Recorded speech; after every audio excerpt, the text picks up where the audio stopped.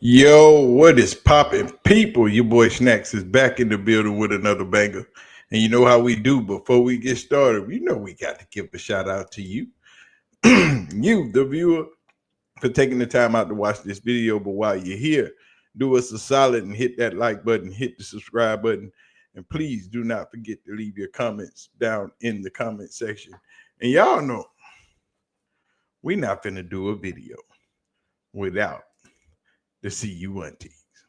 The CU aunties are most definitely in the building. So when you see them in the chat or in the comment section, make sure you do us a solid and say hello. But please be respectful at all times. Keep your hands and feet in the ride at all times. Please. Thank you very much. So it is travel day for the Cleveland Browns as they head to Philly to get ready to play the Philadelphia Eagles on Saturday. But they also got joint practices for 2 days, which will be Wednesday and Thursday, with the game on Saturday at 1 p.m. Eastern Time.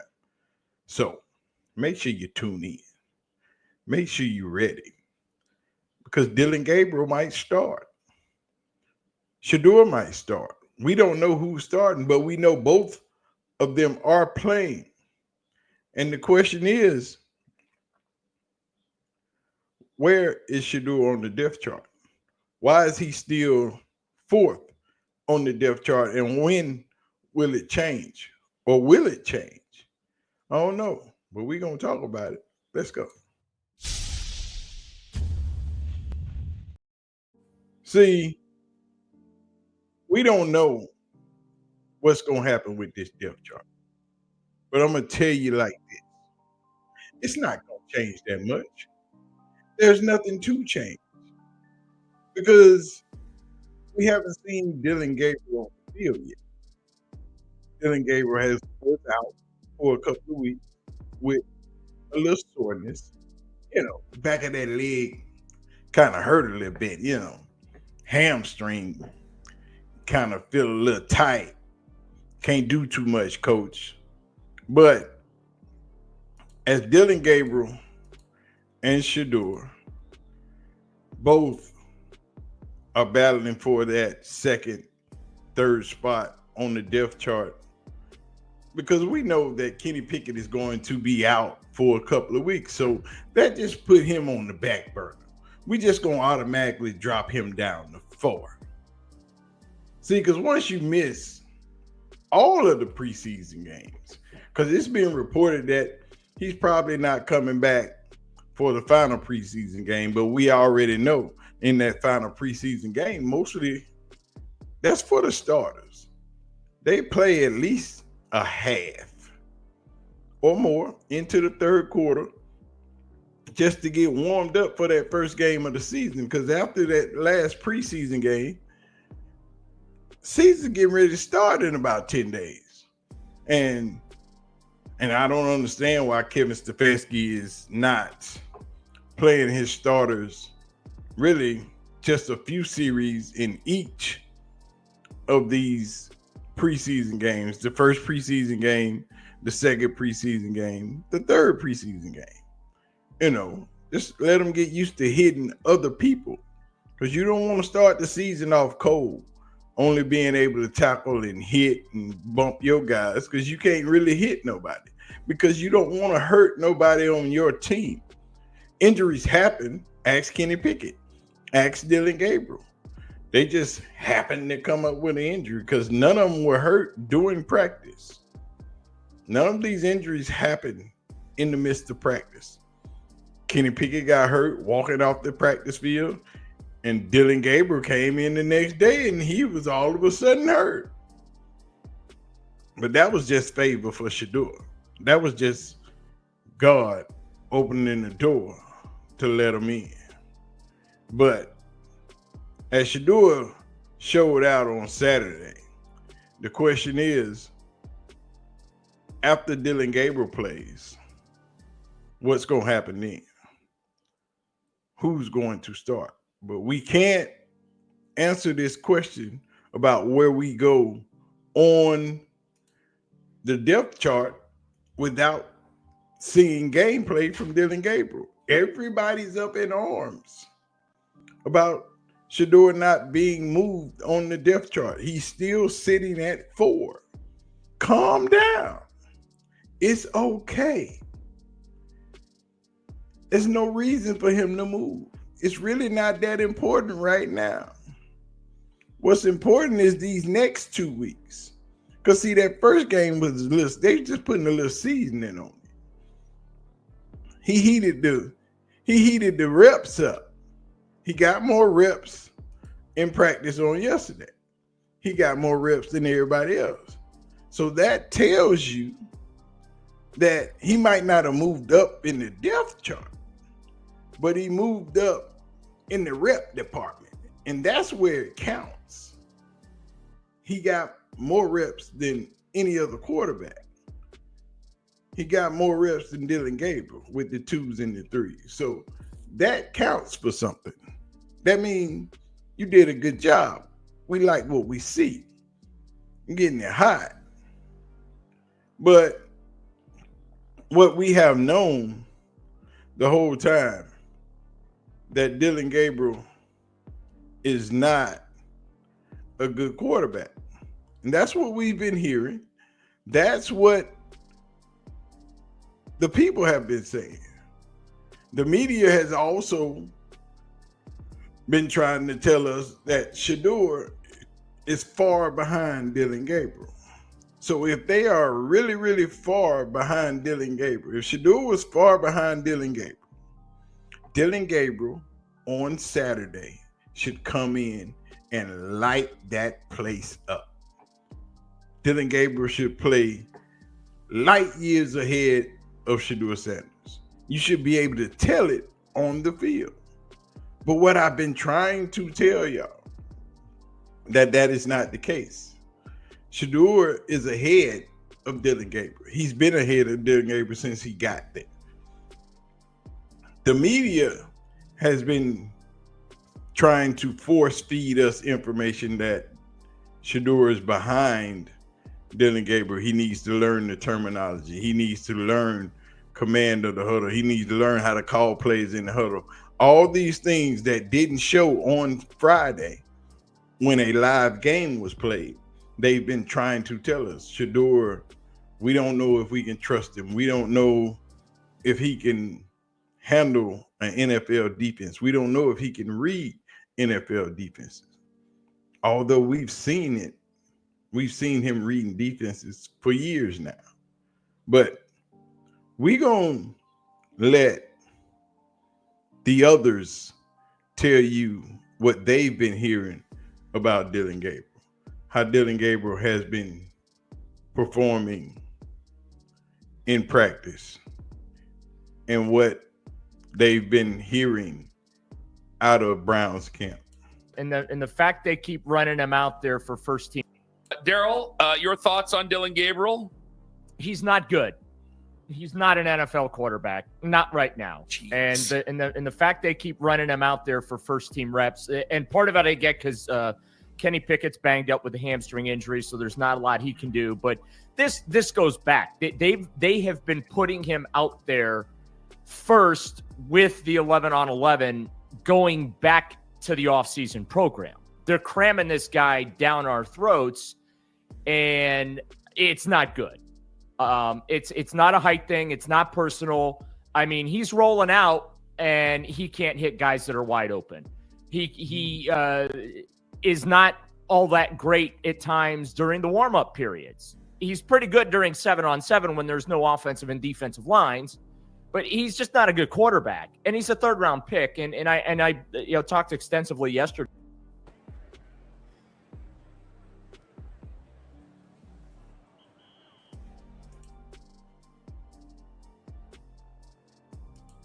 As you mentioned on my show with Nick Padone, the problem that I have right now is that the Browns are forcing me to look at a third-round pick who has no business being in contention to start a football game this year. They're forcing me to evaluate him like he is a first-round pick and like he is a starting quarterback in the NFL. And that's not fair to Dillon. you're putting that kid in a really, really bad spot. Dillon Gabriel should be a developmental player, just like you have, as an organization, made the decision to have Shedeur Sanders be a developmental player. But giving him first team reps on a consistent basis is ridiculous. He is not a starting quarterback. Not yet. Maybe someday he'll develop into Colt McCoy and be one of those, guys that can bounce around the league and be a backup or whatever. But, I mean, it's just god awful when he's on the field. It's not good. And, at times I feel like he brings the practice to a screeching halt when he's doing the 11-on-11 because the ball doesn't move. And that's been the problem. They've been trying to tell us that Dillon Gabriel is good, that Dillon Gabriel is better than Shadur, that Dillon Gabriel is a supercomputer. He processes hella fast. He can recall those plays on the whiteboard. But my biggest thing is, can you produce on the field when it matters? Drawing up plays on the whiteboard is all fine. Then you can be a coach when you're done with football.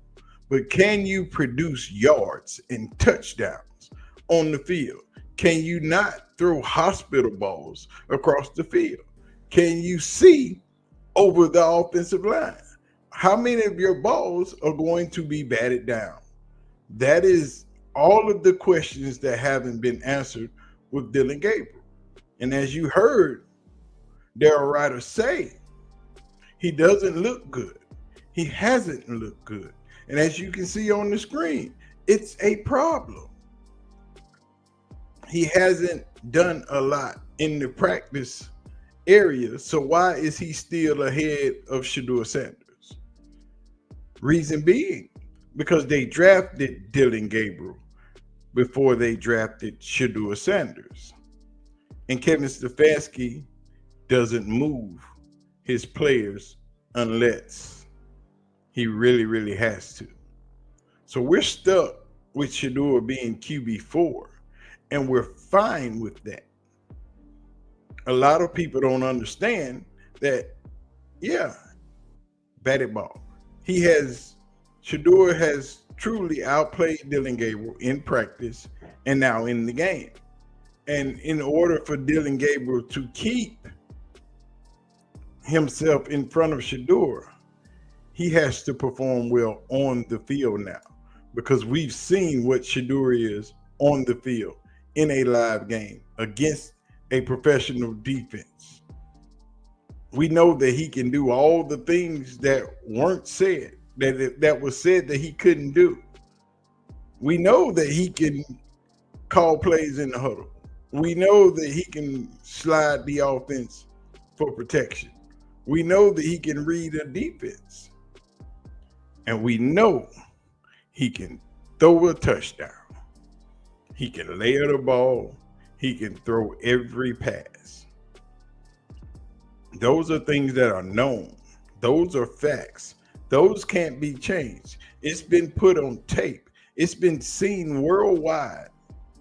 So now it's up to Dillon to catch up to Shedeur. And then that's when you see the depth chart changing. So I see a guy who, I'm sorry, guys. Even if you're the biggest if you're the biggest hater in the world, then you may have your head up your ass. Fine. But even if you were skeptical and you were like, hey, the Browns are the Browns, they took another guy, I'm sure it's not going to work. Like, even if you were that way, you cannot tell me you didn't see something in there on Friday that was going, okay, maybe there's something here. Maybe there's something here with this guy. Like, you can't tell me a little tinge of you didn't think, unless you just hate the Browns through and through and you just hate listening to us talk about the Browns, then I can't imagine there wasn't something that gave you a tinge of, okay, what if it did work? Because I don't see franchise, like, there is a world where you could see, hey, it was supposed to be a first round talent, he ended up in the 5th round. Don't tell me there's not a world you could see where Shedeur Sanders could be a franchise quarterback. I don't know how great the chances are. I'll admit he was great on Friday, but we still don't know. So I don't know how great the chances are. I can't see a world where Dillon Gabriel is a franchise quarterback. doesn't it feel more and more as the days go by like, hey, man, and gosh, you're going to hate me for saying this. I got to say it. Don't you feel like this is the smartest guys in the room type of pick? Because you say it's draft currency. You say quarterbacks are currency. Andrew Berry says that all the time. Were you planning on taking Dillon Gabriel in the 3rd round to someday turn him into a 4th round pick? Were you if that's his floor, were you taking him in the 3rd round to maybe get another 3rd out of him? That never made sense. Because you have holes that you needed that if you did your scouting, maybe you could have found the guy. Like, don't think for a second, like, we won't be looking at this roster this year. They still probably won't be that great. But if you look at this roster this year, you go, boy, we could have got this guy or that guy in the 3rd round, and maybe that guy could have been a ball player for us and contributed to this football. And the people are getting sick of not seeing Dillon Gabriel because we need to see it. And they want to see it. And I've told you those chants for Shedeur are getting louder. Everybody is starting to recognize where the best player is. Because what they saw and what they've seen Shedeur do in practice, they saw him do it in a game. Now, what you saw Dillon Gabriel do in practice, will you see him do that this weekend in the game? That is the question. But Maggie Gray was on her show this morning. And boy, it's getting serious. Locker room. Or a fan. Kevin Stefanski, I'd ask him straight up. Why isn't Shedeur Sanders bare minimum your 2nd string quarterback right now? And I would love to see the way that he stutters through that answer. Yeah, it would be hard to defend. Again, I know they want Pickett to be a thing. They've wanted him. They went right after him in the offseason. They traded for Kenny Pickett. I mean, Howie Roseman of the Eagles strikes again. But they traded for Kenny Pickett, and the fact that he has basically just not been a factor in this quarterback competition, because I believe he's missed 8 11-on-11 sessions, and if you can't move around in 11-on-11, I'm sorry, the 7-on-7s don't really do a ton for me. And I was listening to 92.3 The Fan in Cleveland because Ken Carman is always energetic, and Ken guy. and Anthony Lima were screaming. And see, that's the problem. I told you these screens for Shedeur were going to get louder, and now they're getting louder. And everybody wants to know, what have you done? Why is Shedeur not 2nd on the depth chart? He's showing you that he's better than the other 2 quarterbacks you have. Kenny Pickett is out of action. He can't play. Everybody's still trying to figure out why is he getting all those 7-on-7 reps. If he's still hurt, because all he's doing is taking away reps from the players that need the reps, the 2 rookies. Joe Flacco is starting to get all the first-team reps, and he will get all the first-team reps because he's going to open the season as the starter. And we've said that before. Joe Flacco should start. Kenny and Dillon and Shedeur should watch for a couple of games. Well, but after those couple of games, because they need to see real game speed, they need to see real defenses focusing and shifting and moving those things. And that way they get to see it in real time, live, and figure out what to do from that point forward. But after game about 3 or 4, Shedeur should be the starting quarterback, because Shedeur is the best quarterback you have in that room. And we're going to learn that very, very quickly. People in the building, everybody's been very impressed with Shedeur Sanders and how serious and driven and motivated he is to be great. I mean, he's doing all the things right. And really, some of the noise that you hear on the outside and some of the controversy around how Shedeur is being handled is not the feeling within the building, because he's doing everything right. I think he understands the plan too, and he doesn't want to get thrown to the wolves right away, but he wants an opportunity, and it's been great. You know, Dillon Gabriel had a little bit of an injury this week. Same thing with Kenny Pickett, so they were out of the rotation for a little while. So Shedeur had an opportunity to get in there a little bit more, and he made some really nice plays, and he showed up in the way that you saw him show up when he was in college, making some really beautiful, accurate throws, timing throws down the field.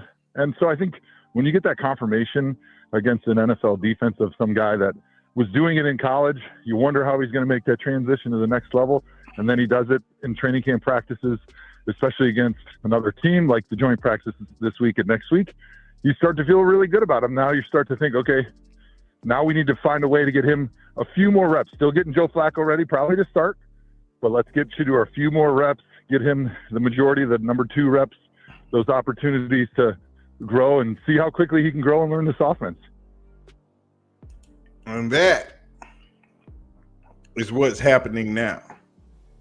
Now you start preparing Shedeur to be the number 2 to get ready to take over when Flacco is done.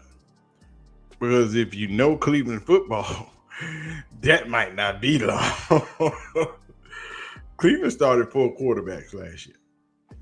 Cleveland carried 4 quarterbacks on their roster last year. So it's not impossible that they carry all 4 quarterbacks into the season. That everybody keeps saying that they can't do that. There's no rule about how many players you can have in your quarterback room. It depends on what you want to lose or what players you want to give away. But with Kenny Pickett still being out, they will find a way to move it. And if Kenny Pickett's still out when the season starts, it's going to be easy to keep all 4 because Kenny Pickett will go directly to the injured reserve list. So it is what it is. But we wanted to know, why is Dillon Gabriel still ahead of Shadur? And there's your answer. There's no need for him to move. Not until after next week, after this week. After this week, it might shift. Because after this week, we already know Joe Flacco is going to start the season unless something happens. Unless he gets hurt in the joint practice, or unless he gets hurt playing in the preseason opener next week. Not this week, next week. Other than that, Joe Flacco will be starting the season. No matter what Shedeur does or Dillon Gabriel does in these next 2 preseason games. That's football. But anyway, man, y'all let me know what y'all know. Let me know what you think about it. And you know what to do. Do not forget to hit that like button, hit the subscribe button, and don't forget to hit that bell to turn your notification on so you know when the videos drop and when we go live. We usually go live every day, but it's school week. School has started back, so your boy ain't been able to go live. But we coming back live every day. Get this thing started. I'm going to get out of here, man. Y'all have a wonderful day, and we'll be back. You know how we do. We dropping them. We out of here. Peace.